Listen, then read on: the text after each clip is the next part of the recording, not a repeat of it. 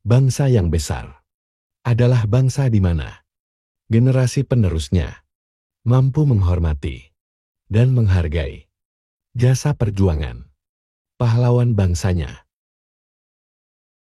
Dari mana generasi muda bisa menghormati dan menghargai jasa pahlawan bangsanya. Generasi muda mampu menghormati dan menghargai jasa pahlawan bila dia mengenal pahlawan bangsanya. Salah satu mengenal dan tahu akan para pahlawannya adalah dengan mempelajari perjuangannya. Zaman dulu hingga kisaran akhir tahun 1980-an atau awal tahun 1990-an, ada pelajaran PSBB. PSBB adalah pendidikan sejarah perjuangan bangsa. PSBB berupa materi yang menjelaskan perjuangan bangsa.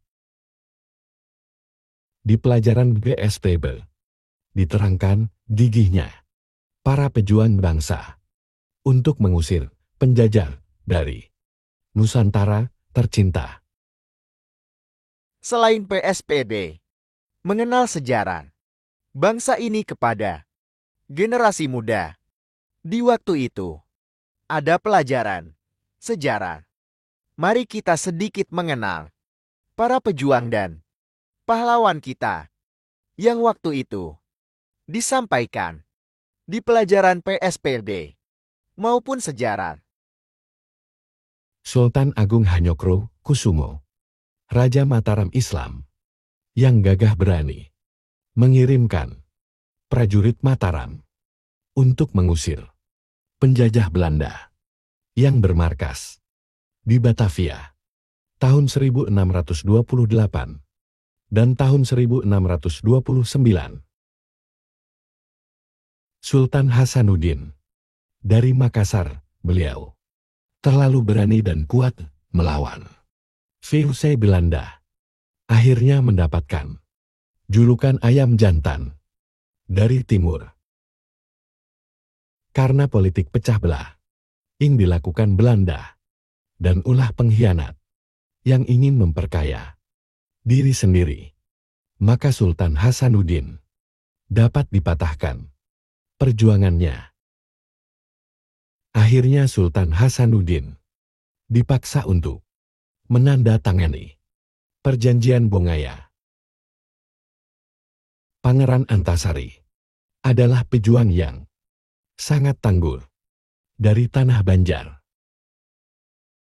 Beliau dengan gagah berani mengusir penjajah Belanda dari tanah Banjar.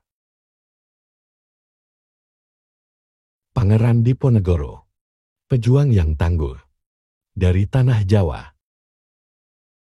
Beliau masa kecilnya bernama Raden Ontuwiryo dan juga mendapat julukan Ratu Adil karena beliau juga pembela rakyat dari kejamnya penjajah Belanda.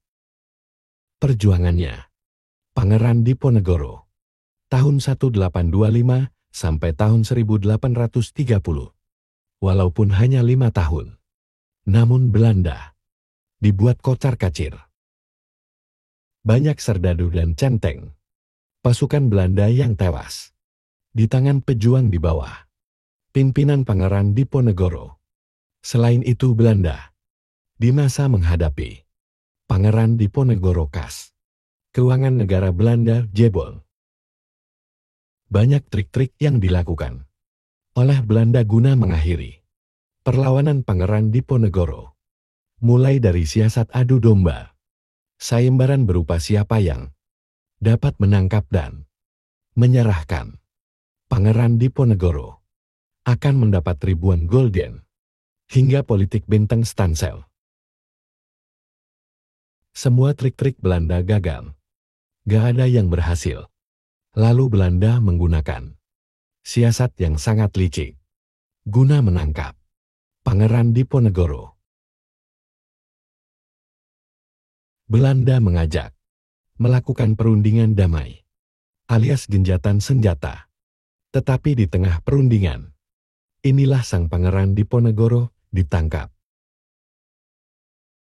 Ditangkapnya Pangeran Diponegoro dalam perundingan merupakan titik akhir Perang Jawa yang dipimpin oleh Pangeran Diponegoro Yasang Ontuwiryo. Teuku Umar, pejuang yang gagah berani dari tanah Rencong Aceh. Belanda yang licik akhirnya kena batunya oleh Teuku Umar, yang mana Belanda dikibuli oleh Teuku Umar beserta pasukannya. Teuku Umar beserta pasukannya pura-pura menyerah pada Belanda.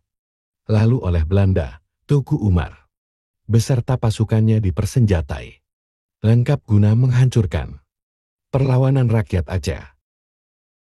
Setelah mendapat senjata lengkap, Teuku Umar dan pasukannya melarikan diri dari Belanda dan bergabung kembali dengan pejuang Aceh lainnya. Teuku Umar wafat saat terjadi perang dengan Belanda. Cid Nyadin, Sri Kandi Tangguh, dari tanah Serambi Mekah, Aceh Darussalam. Beliau bersama sang suami, yaitu Teuku Umar, berjuang dengan gigih mengusir penjajah Belanda dari tanah Rencong Aceh.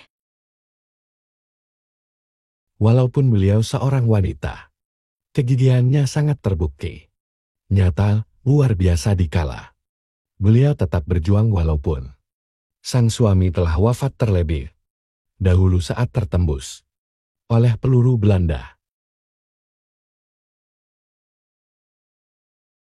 Perjuangannya Cid Nyadin sampai di usia tua.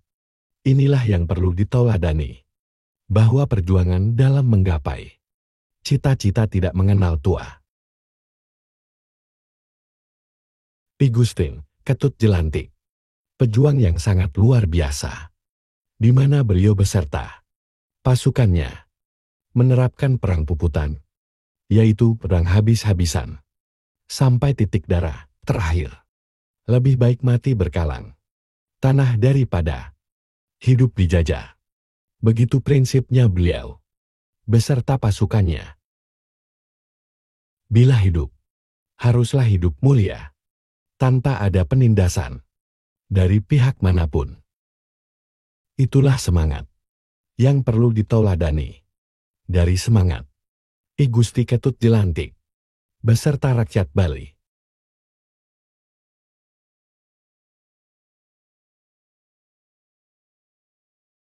Soekarno-Hatta merupakan puncak gong dalam perjuangan bangsa Indonesia.